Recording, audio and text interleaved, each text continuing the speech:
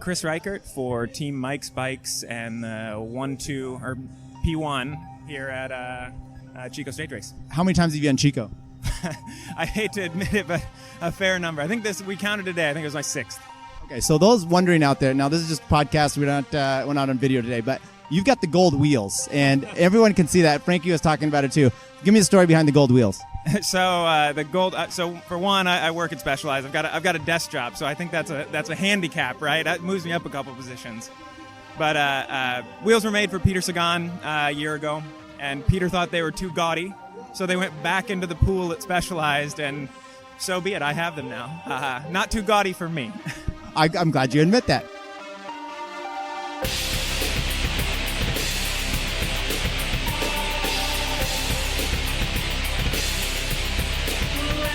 And how do they roll?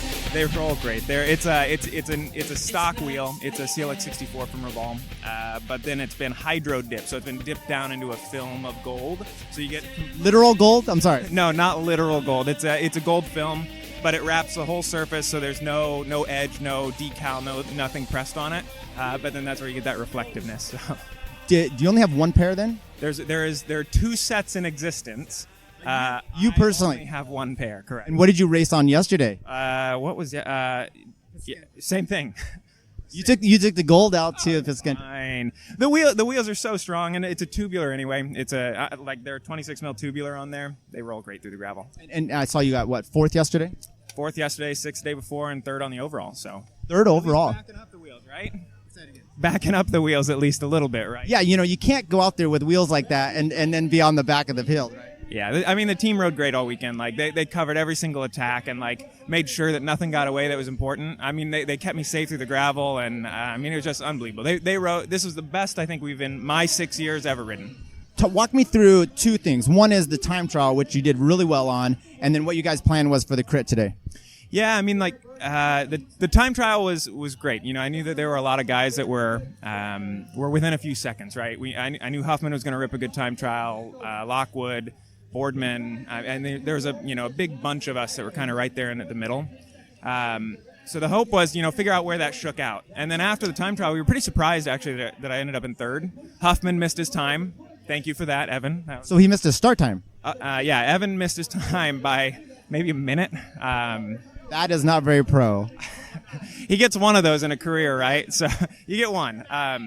But yeah, this is the Pedro Delgado missing the time trial at the Tour de France, and okay, well done. So Evan was down. Evan got pushed out, but his teammate Nigel Alessi ended up 1 second back on me. So we knew that we needed to protect that to make sure that anything that went up the road with Nigel, either I was in it or we had a teammate on it to anchor it down. Sam Boardman from Mark Pro was 2 seconds up from me, and so we knew that could potentially be brought back if we could get up the road in a breakaway. But it just, it never happened. Like, it slinkied a little, and they wouldn't let any of the major players get up into the breakaway. Finally, when it did snap, maybe 45, 50 minutes in, there weren't a lot of big players in it, and so everybody was pretty comfortable with that going. And then there was just never really an optimal time to get across. So I'm happy. I stayed in front of Nigel. Boardman was right on me, so I think we all finished right in that same spot. I saw break was up the road. You guys were not in it. You were okay with that? Yeah. I mean, yeah, come on. Preferred, maybe? Nah, yeah, I would have rather been in it. But Elevate, has to take that responsibility. They've got a great sprinter, and likewise, Justin Williams is a good sprinter in his own right. Like, they're going to make sure that all comes back. And if it didn't, there wasn't anybody on GC that was really a threat, so it wasn't too big of a deal.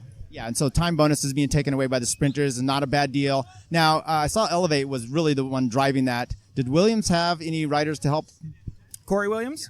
In the finale, I mean, they did. I think they did a great job. They put the whole team up on the front and rode a really nice, consistent pace. They caught it a little late, is what it looked like, and it got a little hectic too. They weren't riding. It seemed like they weren't riding fast enough to really bring it back and keep it strung out. So 10th wheel back was super messy. But yeah, so a lot of surging, mixing in. You need it strung out to the point where you're just hanging on. Exactly, and they weren't doing that. But I mean, hey, they got the job done on closing it down. And I mean, it's a toss up between Justin or Corey Williams on who's going to take it anyway. So it's nice to see that Justin took it there over on his aluminum bike, mind you, on his LA Sprint, which is pretty impressive. Way to always work the product, right? Quick question. So the Thunderhill circuit race, you got in the one of the decisive moves. Did that play a part in the overall GC for you?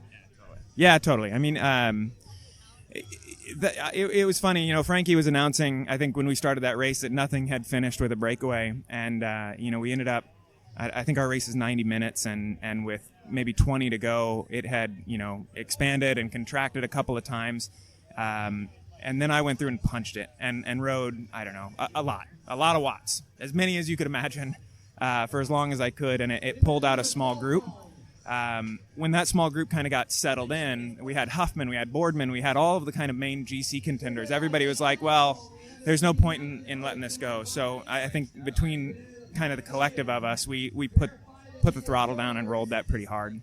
So obviously you have Justin Williams in the break with you. The thought is probably, okay, he's going to take this, but our GC issue is overriding any of that. Now, he popped out of that finish, like, unbelievable. What do you think of that? I mean, come on. Justin did what he needed to do, right? He's here to sprint. He doesn't have a team. He doesn't have any responsibility to anybody, and he's an outstanding rider. So did he contribute in the break? No, but that's his job. I think one cool thing with Justin for this year, he's going to be racing the Red Hooks, and he's been working so hard on his sprint and making sure that whole package comes together. He's riding on the team that we support at Specialized, and so if he can win a race like that, then it's going to be a fun year for the Red Hook. I'm excited to see what he can do. He's a great addition. Always the corporate man. I appreciate it. He's exciting. Like he's as long as I've been racing, and I started late in my life. He's damn near a superhero here. It's great to watch him, and it's even better like when he's in the same group. I totally agree. So you've got Chico's done now. What's the kind of the next step for you, or your big season goal? Sure. For me, I'll race around NorCal a little bit and try to hold on to some fitness. But for me, the big goal is to focus on the road race at U.S. Nationals. It's been one of those things for me over the last couple of years that I've really tried to focus on. I was third last year. I've been beaten by Danny Holloway. I think about every single way you can be beaten.